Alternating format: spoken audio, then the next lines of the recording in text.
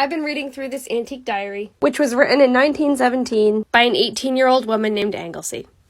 We're currently at the end of May, and in the past few entries, Anks has been talking about how her brother is leaving for the Navy. On this particular day, she's spending time with Marjorie, who's not only one of her best friends, but is also very close to Jim. In fact, they end up getting engaged in the next year, in 1918, and married later on. I got to school about 1:00 this morning, a very unusual event for me, being as I'm usually late.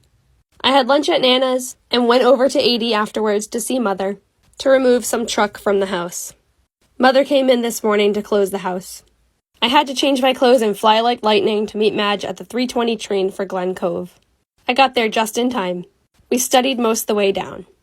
Chris met us at the station, and we had dinner a while after we arrived as Mrs. Beard was having a dinner party.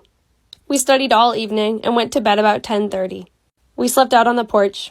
It rained off and on all day, and there was an awful thunderstorm after bed. Letter from Link. When she's talking about her mother closing the house, I think she's referring to closing up the house in Brooklyn as they get ready to go back to Rock Hall, which is their summer home in Lawrence.